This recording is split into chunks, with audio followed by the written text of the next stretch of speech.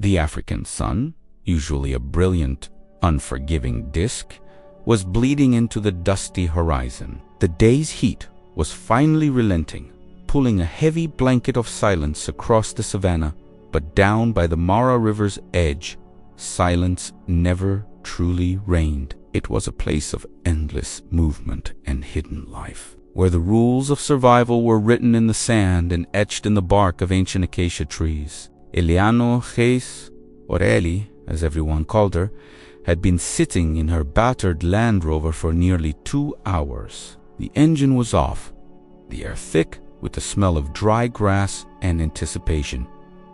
Her mission today wasn't technical or scientific. It was far more primal.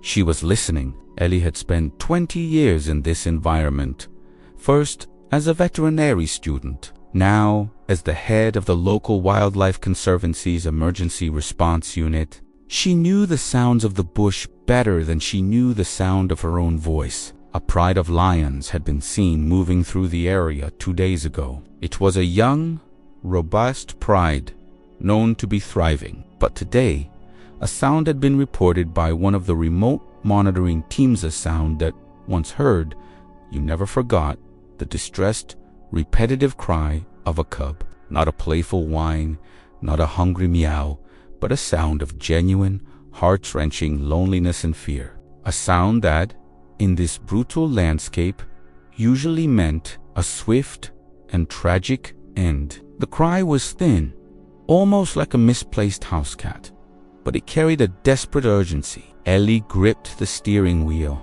her knuckles white. She had packed light: a thermal blanket, a specialized transport crate, a small bottle of fortified milk formula, and her tranquilizer rifle, though she hoped desperately not to need the latter.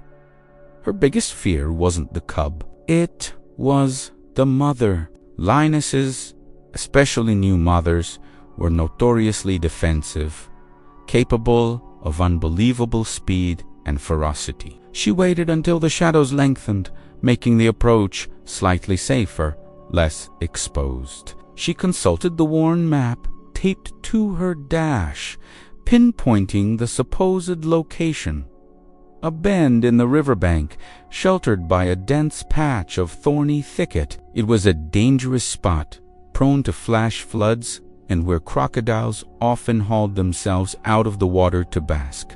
This was no place for a cub to be alone. Ellie eased the door open, the metal groaning softly in protest. The sound seemed deafening. She moved slowly, deliberately, her boots crunching on the dry earth. Every sense was on high alert. She scanned the perimeter, looking not just for the cub, but for the large, thorny shape that would signal the mother's return. There was no sign, no fresh track. The air was eerily still, except for that faint, repeated cry. She reached the riverbank, where the ground sloped down to the fast-moving water. The light was now deep orange and fading fast.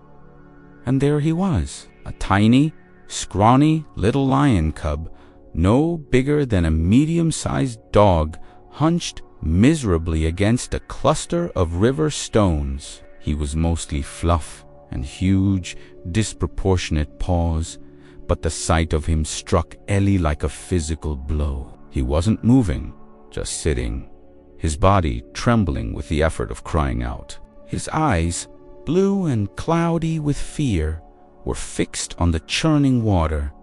He was completely exposed. Ellie sank slowly to one knee, keeping her body profile low, never taking her eyes off the surrounding bush. She spoke softly, her voice a low, soothing hum, the kind of voice you use for nervous horses or frightened children. "Hello, little one. It's all right. We see you!" The cub flinched, startled by the human sound, and then, inexplicably, he tried to stand. His legs were wobbly, and he immediately collapsed back onto the cold stone. It was clear he was exhausted, dehydrated, and rapidly cooling down in the evening air. The vulnerability of the scene was overwhelming. Ellie waited a long moment, allowing the cub to process her presence. She had to ensure the mother wasn't hiding, watching. She waited for a full 5 minutes, her heart hammering against her ribs, listening for the deep purr or the soft cough that signals a lion's presence. Nothing. The silence from the bush was more worrying than any roar. Taking the deepest breath of her life, she began to slide the specialized protective gloves onto her hands. These weren't just for safety. They were to minimize the transfer of human scent, a crucial step in any wildlife interaction. She had to assume the mother would come back. If this cub smelled entirely of human, his chances of reintegration were slim to none. Ellie moved closer, inch by agonizing inch. The cub, sensing her slow approach, stopped crying and stared, his large ears twitching nervously. He didn't growl. He didn't try to swat. He was too weak, too far gone. He was waiting for fate to take its course. When she was about 10 feet away, she gently placed the thermal blanket on the ground and then, using a long stick, slid the open transport crate closer to the cub. It was a clear signal, an attempt to help, not to attack. She then stopped all movement again, waiting for him to decide. But nature has its own timeline, and a chill was setting in. In the wild, when the sun dips, body temperatures drop fast, especially for a starving newborn. Time was the enemy now. Ellie reached out, slowly, her hand extended, palm up, toward the terrified animal. This was the moment of truth. Every instinct she possessed told her this was reckless, but every fiber of her being screamed that if she left him until morning, he would be gone either to the cold, the crocs, or the hyenas. And then, in a gesture that stunned her to her core, the lonely baby lion cub did not run, did not hiss, did not hide. He simply leaned into the touch as she gently scooped him up, tucking his fragile, bony body into the folds of the thermal blanket. She felt the slight weight of him and the rapid, shallow drumming of his tiny heart. He made no sound now, just burrowed against her arm, seeking the warmth. The unexpected trust was almost too much to bear. It cemented her decision. She had to get him out of here. But first, there was a broader audience who needed to understand the complexity and beauty of these creatures and the sheer emotional stakes of this work. If you are finding yourself holding your breath, caught up in the fate of this small, desperate cub, then you understand exactly why we do what we do. This is more than just a rescue. It's a mission to protect the heart of the wild. Please take a moment right now, pause the video, and asterisk hit that subscribe button and give us a thumbs up, asterisk. Your support ensures that teams like ours can keep answering these desperate calls for help day or night and share these vital stories. Now, let's get back to the riverbank and this little miracle. Ellie secured the cub, now completely quiet and still, inside the crate, making sure the top was closed but the ventilation was ample. The urgency was palpable. The mother was still the primary concern. Where was she? A lioness never leaves a healthy cub. This meant one of two things. Either the cub was sick and abandoned, or the mother was in serious trouble. She quickly scanned the area one last time. She saw the cub's tiny, indistinguishable paw prints leading nowhere. And then, 10 yards from where the cub had been sitting, she saw a cluster of larger prints, deeper in the mud, leading away from the river. They were unmistakably adult lion tracks, but they didn't look right. They were staggered, almost dragging. Something had happened here. She hurried back to the Land Rover, the crate securely strapped into the passenger seat. As she drove back towards the Conservancy headquarters, the light was completely gone. The savannah was a vast, terrifying expanse of shadows. The cub whimpered once, a soft, small sound, and Ellie reached over, rubbing the side of the crate with her gloved hand. "Hold on, little fighter. We're almost home." Back at the clinic, the facility was sterile and quiet. David, the Conservancy's senior pilot and her trusted partner, met her at the door, his face etched with worry. He had been monitoring the radio, waiting for confirmation. "Is it ... Is it bad?" David asked, helping her carefully carry the heavy crate inside. "He's tiny, David. Maybe 6 or 7 weeks. Severely dehydrated and cold, but he's breathing."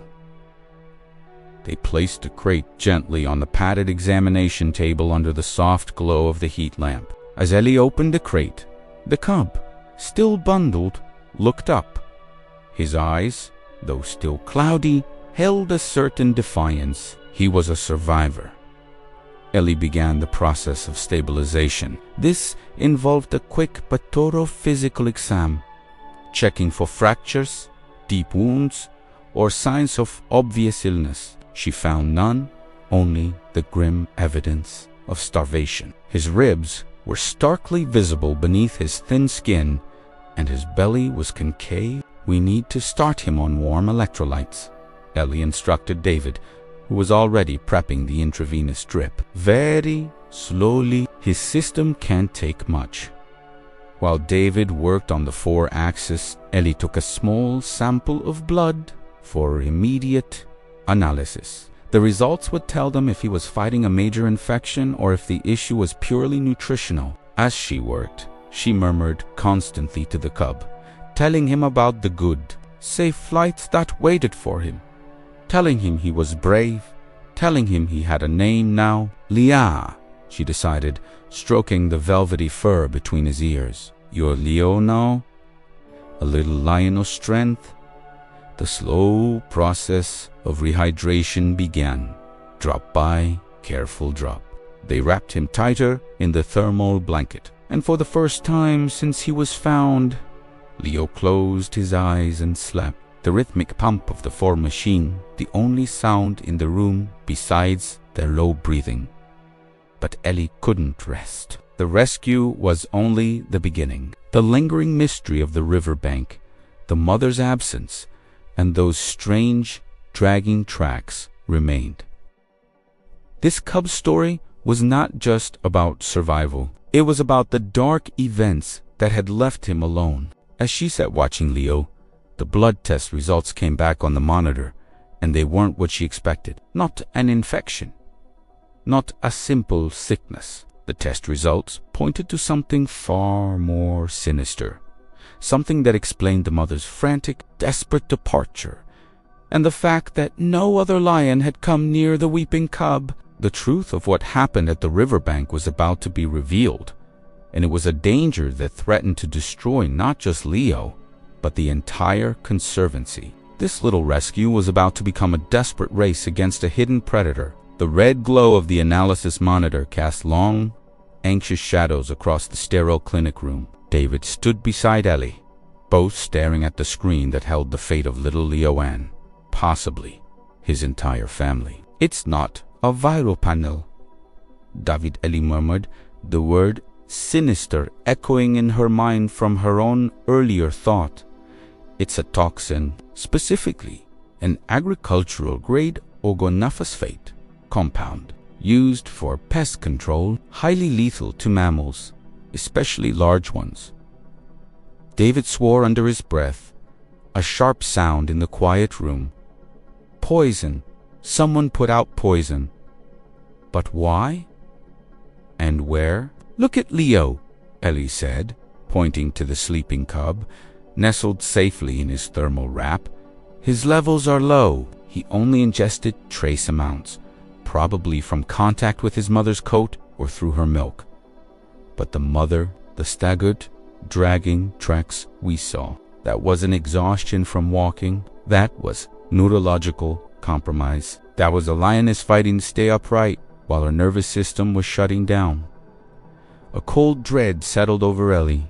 This wasn't a natural tragedy. It was deliberate, human cruelty. A mother lion, desperate to keep her cubs safe, sensing the crippling weakness, had been forced to abandon him at the water's edge, knowing that proximity to her poisoned body was the greater threat.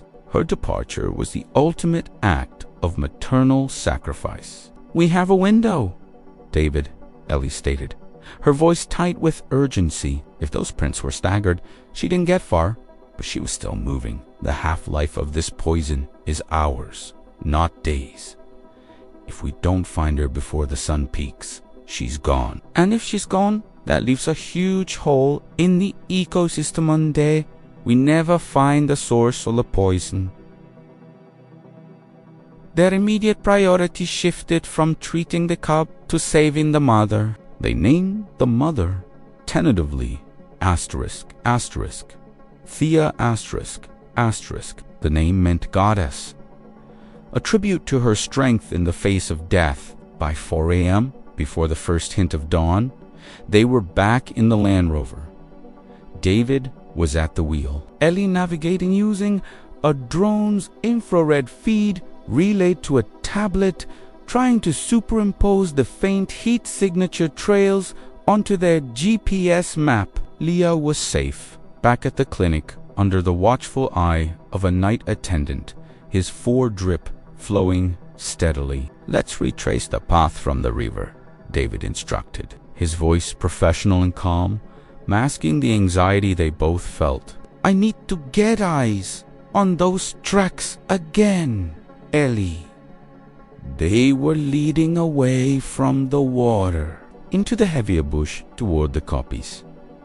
The kopjes' rocky outcrops were notoriously hard to navigate, but offered to cover. If Thea was seeking refuge, that's where she would go. It was a race against time, not just against the poison, but against the natural predators who would sense her weakness. A lone, poisoned lioness was a gift to a hyena clan. They found the initial tracks again in the fading moonlight, exactly where Ellie had left them. The prints were indeed deep and staggered, almost stumbling. They followed the trail slowly, painfully, tracking every break in the grass, every disturbed stone. The sun began to rise, turning the sky into a brilliant, hostile blue that promised another day of scorching heat. For hours, they pushed through dense scrub. The tracks became more sporadic, harder to read on the increasingly hard ground. Ellie felt the despair creeping in. Had they lost her? Was Thea already lying somewhere, silently succumbing to the paralysis? At 9 a.m., David spotted something from the roof hatch. "Stop! Stop! The vehicle!" "Ellie, see that disturbance? About 50 yards ahead, near that giant sausage tree? It looks like a recent track mark, not just tracks." Ellie grabbed her binoculars. A long, continuous indentation marred the dry earth, leading directly into the deepest part of a ravine. This wasn't walking. This was dragging. Thea had collapsed and was pulling herself forward with sheer willpower. She was still fighting. They abandoned the Land Rover and proceeded on foot, equipped with their tranquilizer rifle, emergency medical supplies, and a satellite phone. The heat was now oppressive, sucking the moisture right out of their lungs. The ravine was steep and lined with sharp rocks, the perfect place for a distressed animal to seek final refuge or to ambush an approaching threat. "We go slow, David. We call out. We have to make sure she knows we're not a threat. She'd be terrified and confused." They began the slow, cautious descent, Ellie calling out in a low, Constanci murmur. "Thea, it's Ellie. We're here to help you, girl. We're here for Leo." Suddenly, the air was filled with a sound that froze them both in their tracks. It wasn't a roar of aggression, but a deep, rattling cough, a sign of respiratory distress. She was close, very close. They rounded a massive boulder, and there she was. Thea, the magnificent lioness, was wedged deep between two roots of a dead tree, her coat dusty and matted. Her eyes, usually fierce and golden, were dull and cloudy, reflecting the disorientation of the poison. She was twitching slightly, a small, involuntary tremor running through her flank. She was alive, but only just. She tried to lift her head when she saw them, managing only a weak snarl that dissolved into another rattling cough. She was too weak to pose a threat, but she was still a magnificent, powerful animal, trapped and suffering. As they stabilized their own positions, preparing the drugs and the specialized harness they would need to lift her out, Ellie looked around the lair Thea had chosen. It was a natural den, hidden and protected. But what caught Ellie's attention wasn't the den itself, but the mud and blood stains on the surrounding roots. Thea hadn't collapsed randomly. She had made a massive effort to reach this specific spot. If you have been captivated by the dedication of these rescuers and the sheer will of Thea to survive, you are now witnessing the true heart of our mission. Every single viewer, every like, and every share helps us save animals like Thea from unimaginable pain. If you haven't already, please show your support and subscribe to the channel and hit the like button, We are moments away from a critical intervention. Your participation makes this possible. Let's get Thea home. Ellie moved closer to Thea, using her training to quickly assess the lioness's vitals. Her pulse was steady, her breathing shallow, but the fact that she had survived this long indicated the dose wasn't fatal, but severely debilitating. David, we need to administer the antagonist immediately, and then we sedate her enough to lift her.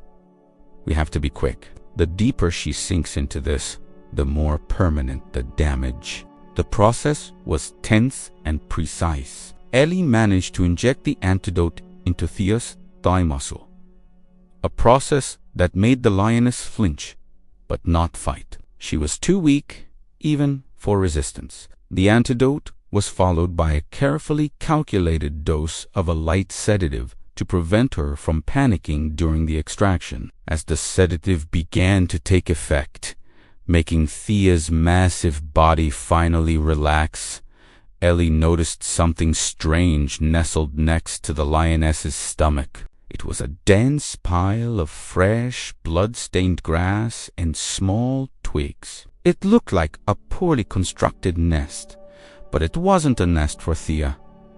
Ellie exchanged a confused look with David, who was already rigging the ropes. She gently shifted Thea's massive shoulder to examine the area beneath her, and that's when she saw it. A deep, large wound on Thea's flank, fresh and still oozing, caked with mud. The wound wasn't a bite, and it wasn't caused by a thorn. It looked almost deliberately deep, a gash. The poisoning was a nightmare, but the wound was an even darker secret. As they prepared to lift Thea, Ellie realized something vital about the tracks at the riverbank that she had missed in her urgency. Those dragging tracks were not just Thea's. They were two sets of tracks running parallel.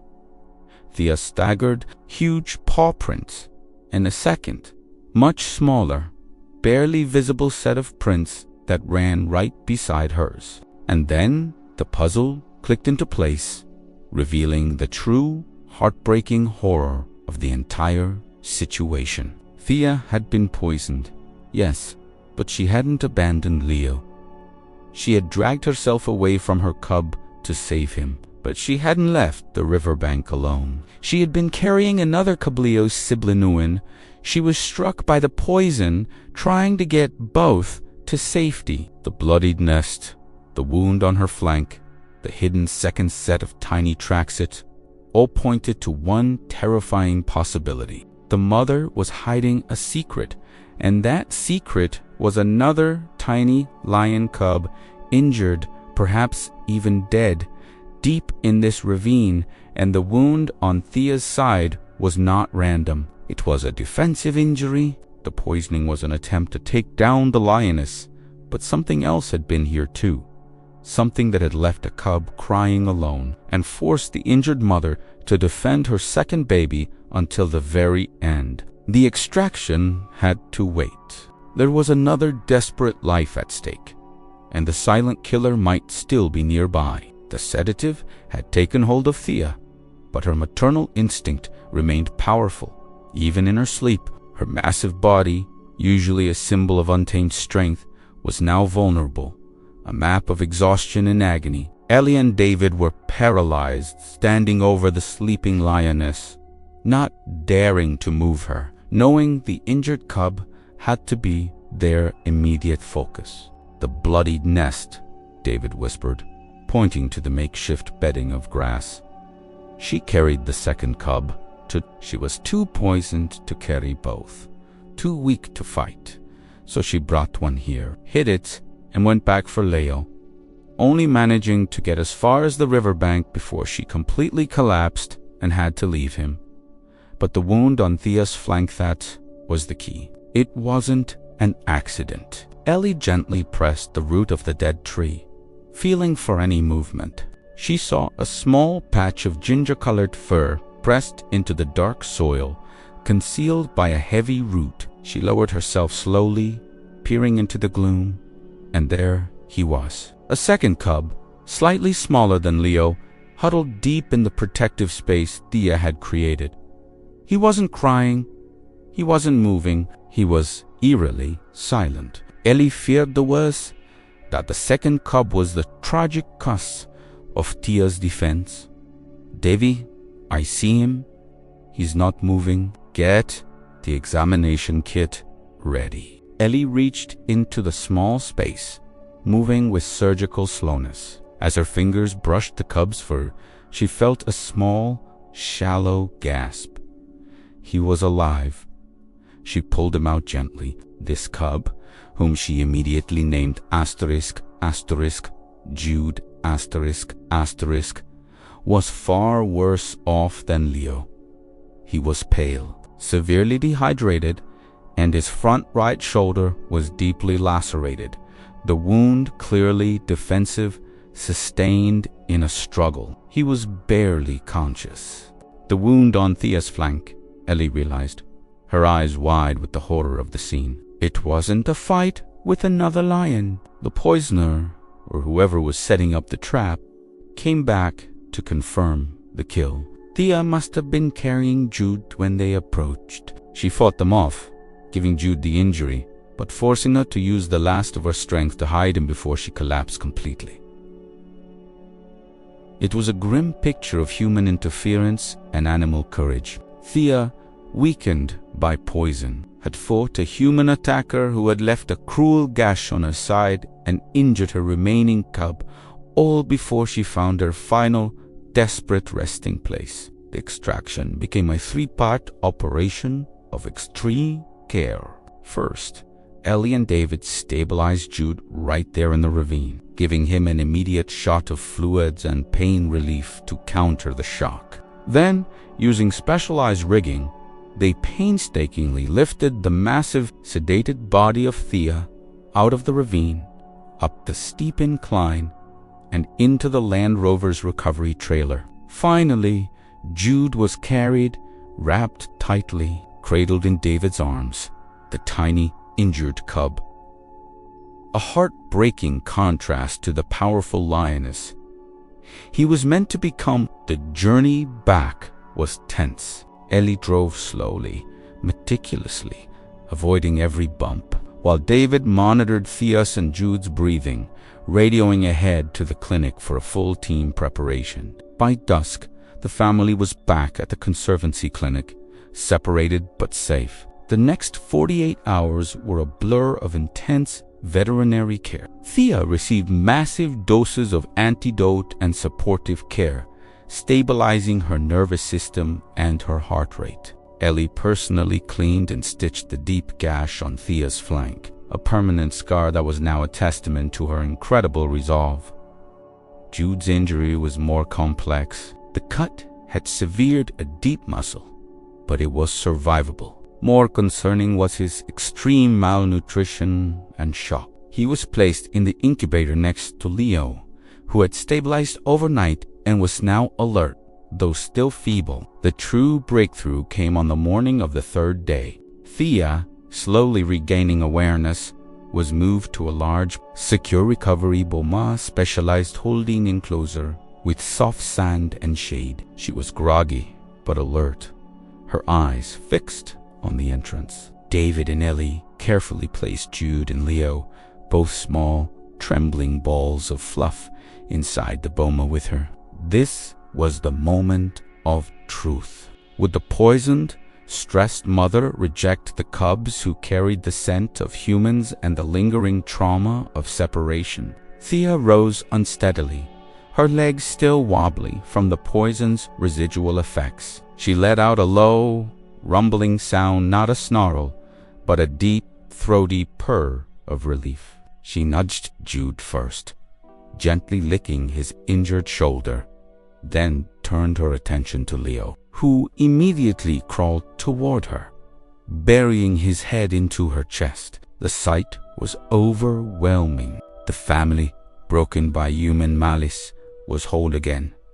The mother nursing her cubs, her weakness now overcome by an instinct stronger than any poison. It was the quiet, profound end to the rescue operation. But the story of Thea and her cubs was also a story of a reckoning. The type of poison used, the location of the attack, it all pointed to one struggling cattle rancher on the Conservancy border, a man who felt the lions were his enemies in the constant war for grazing land. Ellie and the Conservancy didn't seek retribution. They sought policy change. They used the evidence from Thea's blood and the desperate flight of the cubs to lobby for better livestock protection measures, demonstrating that the poisoning of one lion destabilized the entire pride and endangered the community's shared heritage. This was not just about saving 3 lives. It was about preventing the next tragedy. Months later, the family was thriving. Leo and Jude, now fat, playful, and brimming with energy, chased each other around the recovery boma, their mother, Thea, resting peacefully, her flank healed, her golden eyes sharp and alert. The long, lonely cry of Leo at the riverbank had been answered, not just by a woman with a Land Rover, but by an entire community dedicated to protecting the wild. The fate of the African savanna, the fate of the magnificent lions, rests on the compassion and intervention of those who dare to stand between the predator and the poison. The story of Leo, Jude, and Thea is a reminder that in the face of desperate cruelty, there is always hope, always a chance to turn tragedy into a triumph of life. Thank you for watching and sharing this journey.